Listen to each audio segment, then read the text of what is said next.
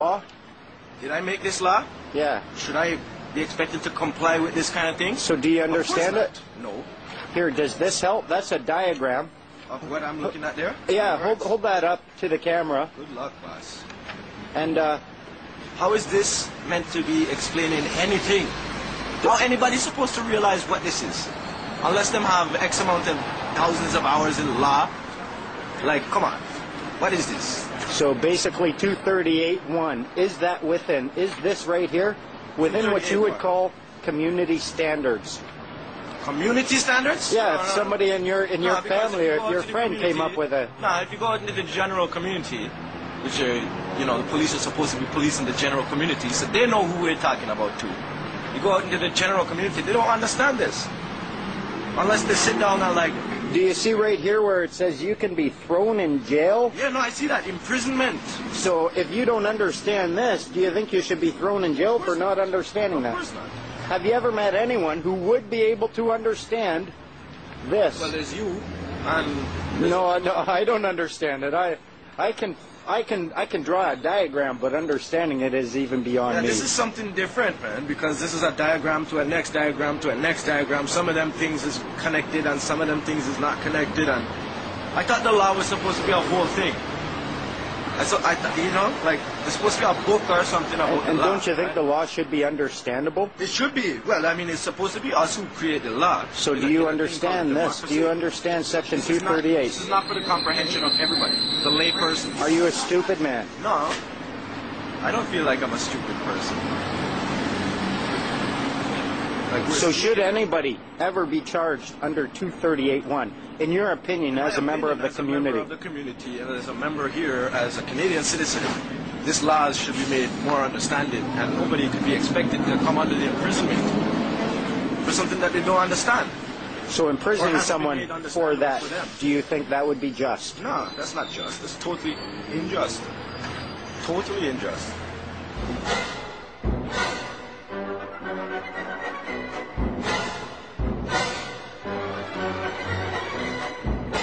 Mention that it seems like it's very difficult to understand these concepts. There's only a few key ones. They're quite simple, and once you start understanding those, you're not going to have to worry about everything else. Imagine for a moment you have a map. You want to go from point A to point B. You only have to worry about what's between point A and point B. You don't have to worry about everything else.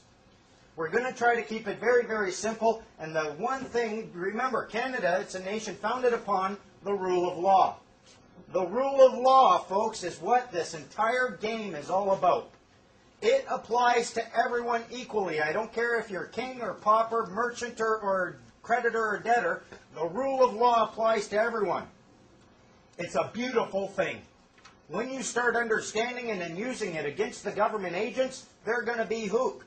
The rule of law is very simple. It says conflict is avoidable. It's unnecessary. It's undesirable. When it raises its head, we are going to deal with it, and we're going to use discussion, negotiation, and then, if necessary, adjudication in a court of competent jurisdiction. You have the power to offer discussion. If they come to you and they want to get you into court, they'll try to get you into the adjudication. They want you to slide right past the discussion and negotiation phase, because in court, the judge can assume and operate on the assumption that you have tried to discuss, you have tried to negotiate, and it failed. That's where his power comes from. We have brought courts down. Wind goes right out of their sails if you point out, Your Honor, there has been no discussion in this matter and I can't consent to adjudication. They lose all their power. If you do this, one thing we did mess up with, you should have all the charges removed right then. They aren't discussing in good faith if you're discussing under charges hanging over your head. They are not set up to engage in discussion. The lawyers don't want to discuss it. They want to fight. They make all their money in adjudication. You can take all their fight away from them just by saying, look, I just want to talk. Just got some questions. I just want to talk.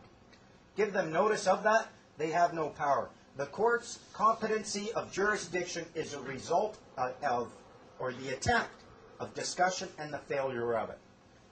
They have no jurisdiction without that.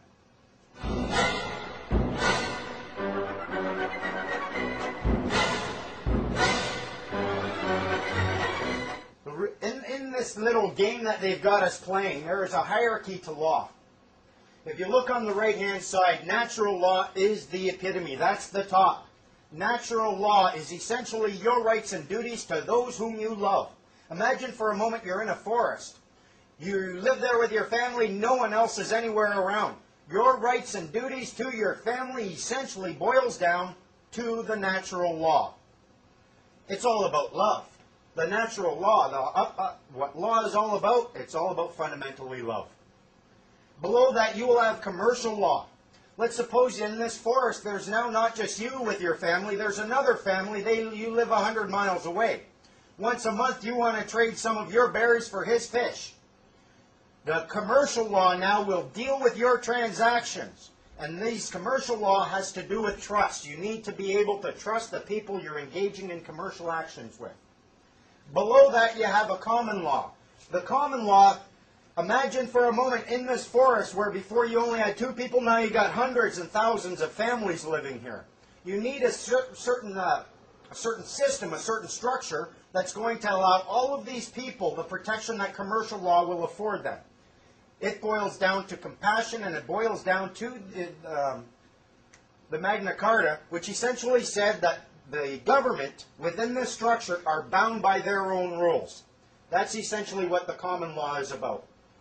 All of this side of the hierarchy of law, this all deals with your body as a human being. It has to do with your rights and your responsibilities and your duties as a human being in a common law jurisdiction. The other side of that is equity. This is all about law and truth. This side is all about equity and fiction. That line in the center represents the mirror I showed you over here. On the other side you have statutes, you have regulations, bylaws, and orders. They don't act on your body at all. They only act upon your person. They only act in equity. And here's the thing.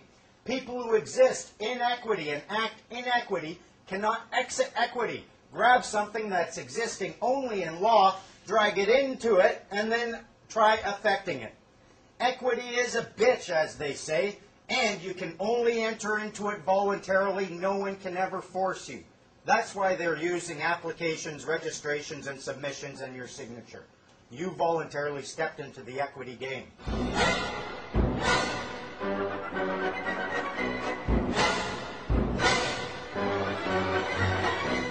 A lot of what they're doing, let's bear in mind, we are all equal. If we are all equal, who has the right to make any demands upon you? Who has the right to do anything to command you, demand you, put orders on you? Who has the power?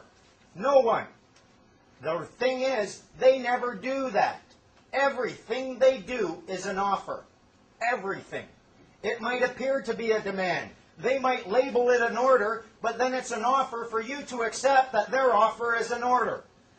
If we are all equal, the only tool they can possibly have is an offer.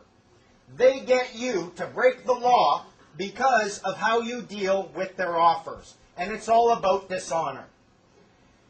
Let's suppose for a moment, you're at home, you're watching TV, your sweetie's in the kitchen. She asks you, honey, would you please take the garbage out? And you just ignore them. They ask you 20 times, you just keep ignoring them.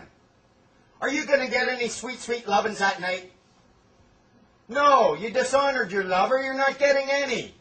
Now let's suppose they ask you again, would you take the garbage out? And you just say, no!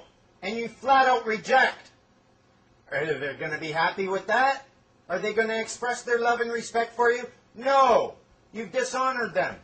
Your third option, they ask you to take the garbage out. Yes, honey, I'm right there and I'll do it right now. But then you might miss the big game on TV. You have a fourth option the government doesn't want you to know about. They're perfectly happy when they send you a notice and you ignore it. You're stepping into dishonor. They'll get you for it. They love it when you dispute it and you say no and you reject. You're in dishonor. They'll love you for it. They love you even more when you just bend over and do what they want you to do. Just get up and go do what they're telling you to do. You don't have to. You've got a fourth option. It's called the conditional acceptance. Remember, we're all equal.